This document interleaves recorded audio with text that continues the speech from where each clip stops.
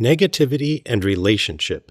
In this video, I'm going to tell you about a way that I have found helpful when it comes to unlocking relational capacity for someone whose relationships and interactions are influenced in a negative way by negativity. Now, by negativity, I'm referring to any of a constellation of symptoms that people sometimes come into therapy with that can include resentment, bitterness, envy, self-loathing, these kinds of feelings, which probably most of us will experience at least from time to time, and at least in a mild form. And then some people experience a lot of it. And when we're experiencing these kinds of feelings, it can negatively impact relationship. Negativity will often present itself in the form of kind of ineffective complaining.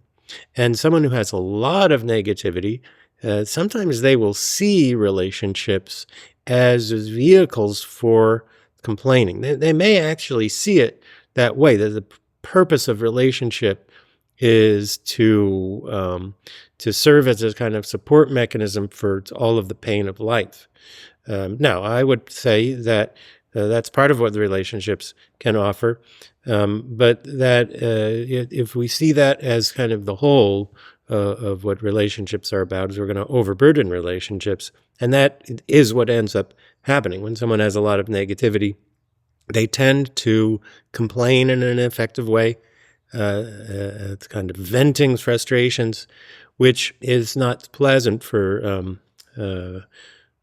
people. It's one thing to communicate about painful things in life. That can be empathized with. We can support our friends and loved ones when they're going through a hard time in various ways. But ventilation of frustrations and so on and so forth is really a different matter.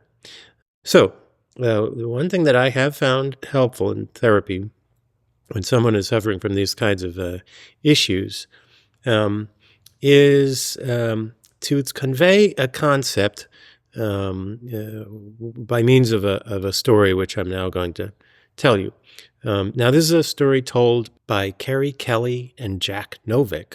This was a paper written about these kinds of problems, which in the literature, by the way, is referred to as masochism.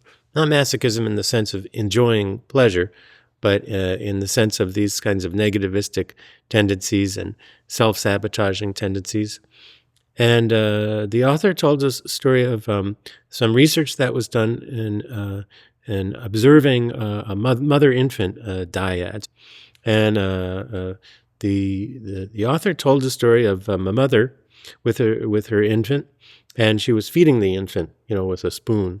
And in between the spoonfuls, the infant was trying to connect with the mother.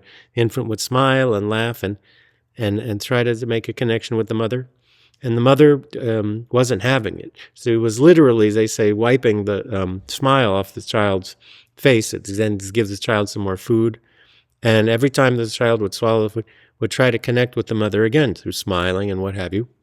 The mother kept kind of not having it. Well, eventually the baby got very upset and started making a fuss, at which point the mother got upset with the baby and started criticizing the baby. Oh, stop making such a fuss, etc. Okay?